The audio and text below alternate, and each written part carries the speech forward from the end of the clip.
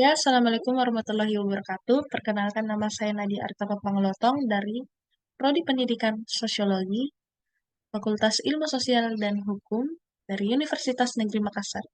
Jadi di kesempatan kali ini saya akan memaparkan materi tentang masyarakat multikultural. Langsung saja kita lanjut ke pembahasannya.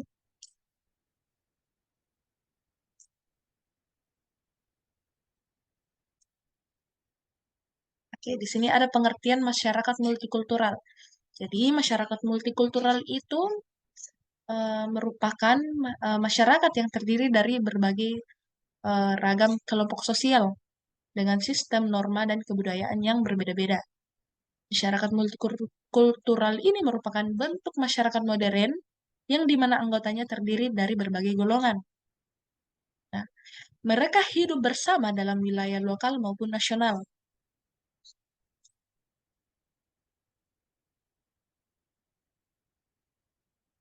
Nah, karakteristik masyarakat multikultural ini terbagi dari terbagi dari beberapa bagian. Pertama itu terjadinya segmentasi atau pembagian ke dalam kelompok-kelompok seringkali memiliki sub kebudayaan yang berbeda satu sama lain. Kedua, memiliki struktur sosial yang terbagi dalam lembaga-lembaga yang bernon komplementer atau tidak saling melengkapi.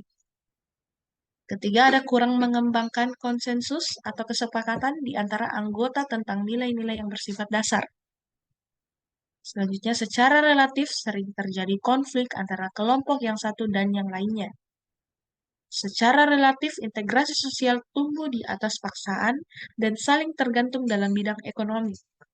Adanya dominasi politik oleh suatu kelompok atau kelompok lainnya.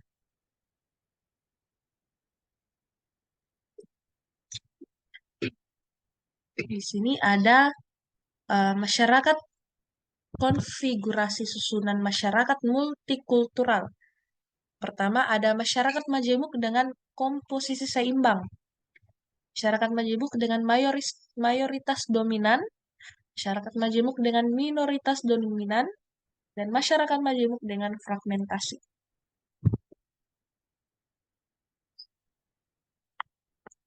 Jadi ada masyarakat Indonesia yang multikultural. Indonesia salah satu negara di belahan timur bumi yang kaya, baik berupa kekayaan sumber daya alamnya maupun kekayaan sumber daya nasionalnya atau sosial ya. Tercatat sekitar 300 suku bangsa dengan bahasa, adat, istiadat, dan agama yang berbeda-beda. Jadi dia terdiri dari banyak berbagai golongan budaya. Kebinekaan masyarakat Indonesia tersebut dapat dilihat dari dua cara, yaitu secara horizontal dan secara vertikal. Secara horizontal ini dinamakan dengan diferensiasi, sedangkan secara vertikal ini dinamakan dengan stratifikasi. Secara horizontal, perbedaan fisik atau ras, yang contohnya seperti golongan orang Papua, Melanesoid, atau golongan orang Mongoloid, atau golongan orang Veddoid, atau perbedaan suku bangsa, perbedaan agama, perbedaan jenis kelaminnya. Sedangkan secara vertikal itu seperti perbedaan individu atau kelompok dalam tingkatan-tingkatan yang hierarki. Maksudnya di sini individu atau kelompok tersebut ditempatkan dalam kelas-kelas yang berbeda tingkatannya dalam suatu sistem sosial. Latar belakang kemajemukan bangsa Indonesia dilihat dari tiga komponen, yaitu latar belakang historis, kondisi geografis, dan keterbukaan terhadap kebudayaan luar. Oke. Masalah yang timbul akibat keanekaragaman dan perubahan kebudayaan. Yang pertama itu bisa dilihat dari konflik sosial. Macam-macam konflik sosial ini timbul di masyarakat yang dapat dibedakan menjadi yang pertama itu ada berdasarkan tingkatan. Dilihat dari konflik tingkat ideologi dan konflik tingkat politik. Sedangkan bisa juga dilihat dari berdasarkan jenis. Seperti konflik rasial, konflik antar suku bangsa, dan konflik antar agama. Dan yang kedua itu bisa dilihat dari integrasi sosial.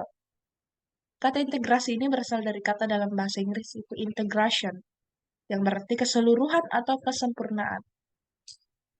Maurice de Verger mendefinisikan integrasi sebagai di bangunan atau interdependensi, kesaling tergantungan yang lebih rapat antara bagian-bagian dari organisme hidup atau antara anggota-anggota di dalam masyarakat.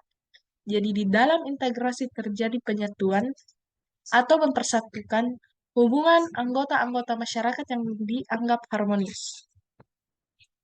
Adapun syarat terwujudnya integrasi sosial yaitu anggota-anggota masyarakat merasa berhasil saling mengisi kebutuhan-kebutuhan di antara mereka.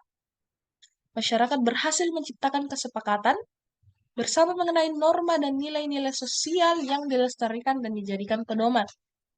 Norma-norma dan nilai sosial itu berlaku cukup lama, tidak mudah berubah dan dijadikan secara konsisten oleh seluruh anggota masyarakat. Ketiga itu ada disintegrasi sosial. Disintegrasi sosial atau disorganisasi ini adalah suatu keadaan ketika tidak ada keserasian antara bagian-bagian dari satu kesatuan. Disorganisasi tidak semata-mata terjadi karena pertentangan yang meruncing seperti misalnya peperangan, tetapi dapat pula terjadi akibat keterhambatan lalu lintas komunikasi atau tidak berfungsinya seluruh komponen-komponen tersebut.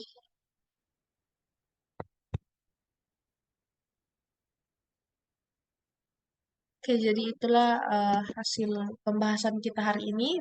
Kita dapat simpulkan bahwa eh, masyarakat multikultural itu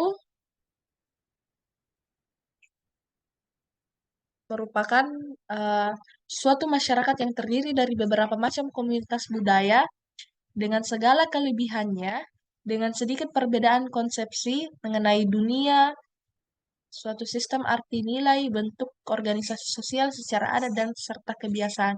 Jadi multikultural ini bisa dikatakan sebagai keanekaragaman yang dimiliki oleh setiap individu atau masyarakat di luar sana yang berbeda-beda budayanya. Jadi seperti itu dan mungkin itu saja yang dapat saya sampaikan. Jika ada yang kurang mohon dimaafkan karena di sini kita juga sama-sama belajar. Jadi itulah yang dapat saya sampaikan. Terima kasih dan wassalamualaikum warahmatullahi wabarakatuh.